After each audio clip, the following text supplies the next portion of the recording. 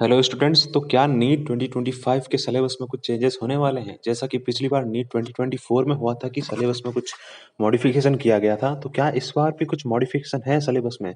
कुछ डिडक्शन किया गया है क्या इसके अंदर?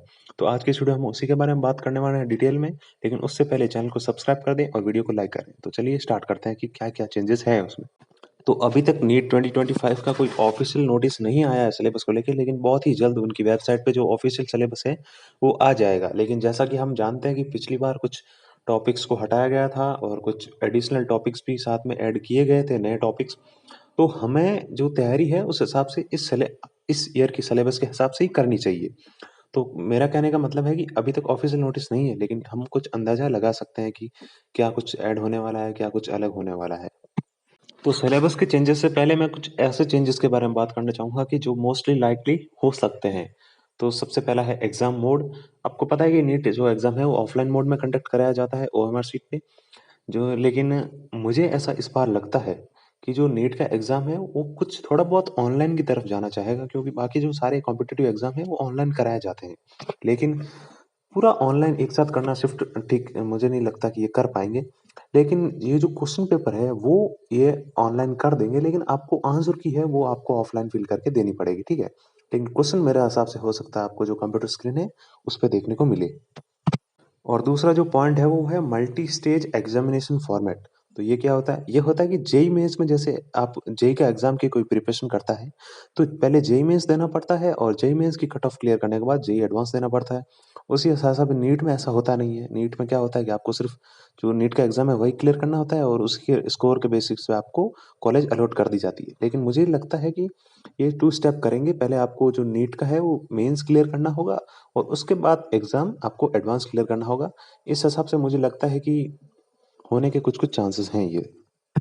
तो हमारा तीसरा जो पॉइंट है वो नंबर ऑफ अटेम्प्ट्स के बारे में। तो मुझे लगता है कि इस बार जो नंबर ऑफ अटेम्प्ट्स पे है उस पे रिस्ट्रिक्शन लगेगी। पहले क्या होता कि लड़के 2-2 3-3 साल तक 4-4 साल तक तैयारी करते रहते थे। लेकिन अब मुझे लगता है कि जेईई की तरह इस पे भी रिस्ट्रिक्शन लगने वाली है। आप 12th के बाद हो सकता है 2 साल या 3 साल तक ही जो नीट का एग्जाम है वो दे सकते हो। उसके बाद मुझे नहीं लगता कि आप कुछ कर पाओगे।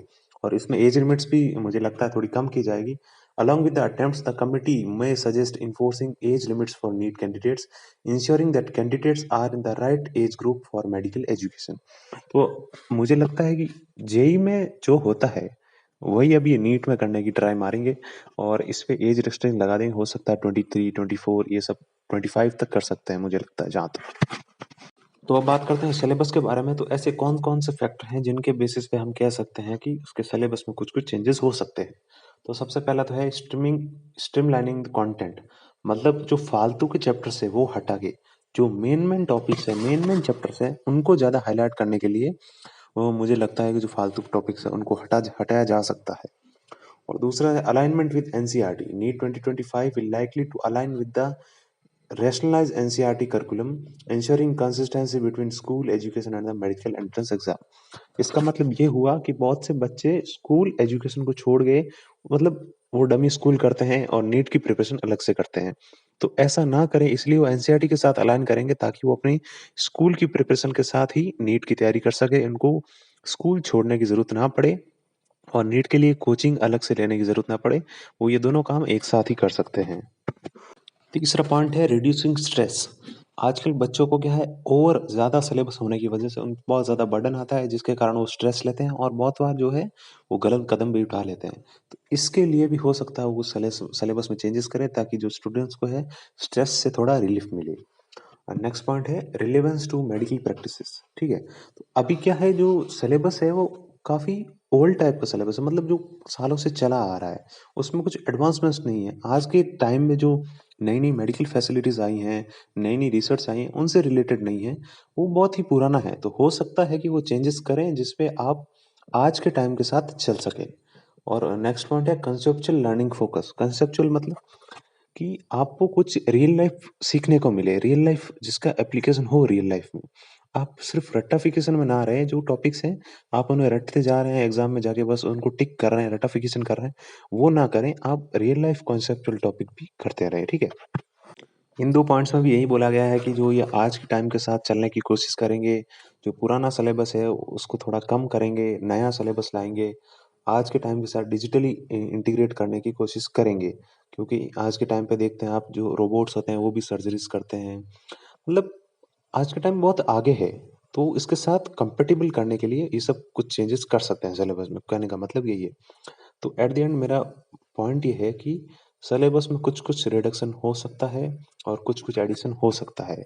आपको ये सब ऑफ जो एग्ज़ैक्ट है वो तो जब जो वेब है एनटीए कंडक्ट कराता है, वो आपको रिलीज़ करेगा तभी पता चलेगा, लेकिन आप इस बात का अंदाज़ा लगा सकते हैं कि कुछ-कुछ चेंजेज़ होने वाले हैं और आपको उन चेंजेज़ के साथ ही आपको सिलेबस की प्रिपरेशन करनी है और हो सकता है कि आप इसके साथ एक अच्छा स्कोर कर सकें। जो टॉपिक आपको पसंद ना हो सकता है वो डिडक्ट हो जाए, तो इसके लिए आपको बहुत ही मतलब हेल्प हो जाएगी एक तरह से। तो आप इसका पता लगा सकते हैं और जब नया सिलेबस आएगा तो मैं उसके ऊपर एक डेडिकेटेड वीडियो बना दूँगा। इसी के साथ मैं अपना वीडियो को एंड कर रहा हूँ। थैंक यू सो मच, और जिन्होंने भी चैनल सब्सक्राइब नहीं किया हो, चैनल सब्सक्राइब करके रखें, क्योंकि जैसे ही कोई मुझे लेटेस्ट नोटिफ़िकेशन मिलेगी मैं आपको यूट्यूब के थ्रू बता दूँगा।